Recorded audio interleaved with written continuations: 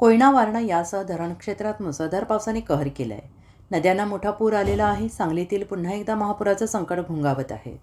आणि या गंभीर परिस्थितीची पाहणी करण्यासाठी आमदार सुधीरदादा गाडगीळ यांनी आज जिल्हाधिकारी, महापालिका अधिकारी आणि प्रशासकीय यंत्रणेसह पूरग्रस्त भागांना भेट दिली. आमदार गाडगीळ यांनी आयर्विन पुलाजवळ कृष्णा नदीची पाणीपातळी नावेतून पाहणी केली.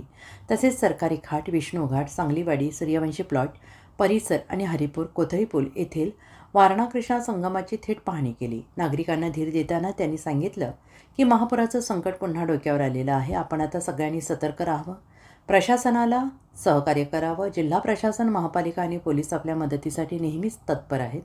आणि यावेळी जिल्हाधिकारी अशोक काकडे, महापालिकेचे अतिरिक्त आयुक्त राहुल रोकडे, तहसीलदार सौ अश्विनी वरुटे, सरपंच राजश्रीताई तांबवेकर, भाजप नेते अरविंद तांबवेकर, लोकप्रतिनिधी, पदाधिकारी आणि ग्रामस्थ उपस्थित होते. सह्याद्रीच्या डोंगर रांगांमध्ये होणाऱ्या अतिवृष्टीमुळे संपूर्ण पाटण तालुका, महाबळेश्वर तालुका आणि या सगळ्याच पट्ट्यामध्ये अतिवृष्टी होत आहे. त्यामुळे धरणाच्या कॅचमेंटमध्ये फार मोठ्या प्रमाणात पाणी येत आहे. कोयना, वारणा आणि त्या पट्ट्यातल्या सगळ्या धरणांमध्ये मोठा जलाशय साचत असल्यामुळे त्याचा विसर्ग सुरू आहे.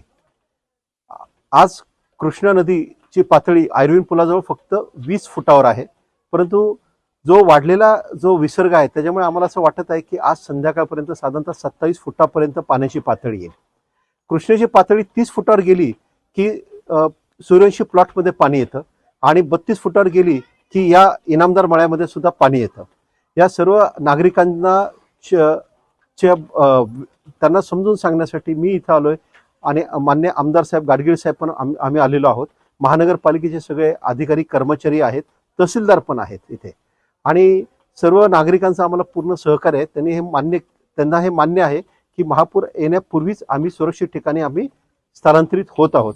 त्यासाठी जी निवारा केंद्र आम्ही उभी केलेली आहेत त्या ठिकाणी राहण्याची, जेवणाची आणि शौचालयाची सगळी व्यवस्था तिथे केलेली आहे. प्लस तिथं आरोग्य व्यवस्थाही आम्ही केलेली आहे. तर नागरिकांचं म्हणणं आहे की काही जण त्यांच्या नातेवाईकांकडे जातात, काही जण खाजगी खोल्या भाड्याने घेऊन तिथे राहतात आणि काही जण आमच्या निवारा केंद्रामध्ये येतात.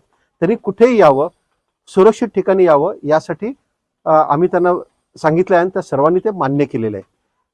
आज खऱ्या अर्थाने आमदार साहेब सोबत आल्यामुळे लोकांचा खूप सक्रिय पाठिंबा आम्हाला या ह्याच्यात मिळत आहे.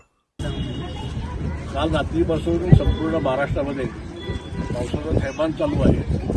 आज आपल्याला कृष्णा नदीमध्ये 30 फुटाची पातळी दिसते. पण महाबळेश्वर आणि वरच्या बाजूला जर का असाच पाऊस चालू राहिला तर कदाचित आज संध्याकाळपर्यंत ते 35 फुटापर्यंत पाणी जायची शक्यता आहे. आणि त्यानंतर आपल्याला सांगितले काही भाग नुसती हलवावं लागेल. त्याची व्यवस्था महापालिकेने प्रशासनाला आल्यामुळे केलेली आहे. आरोग्य खातं, प्रशासन, महापालिका पूर्णपणे या सगळ्यामध्ये सज्ज झालेली आहे.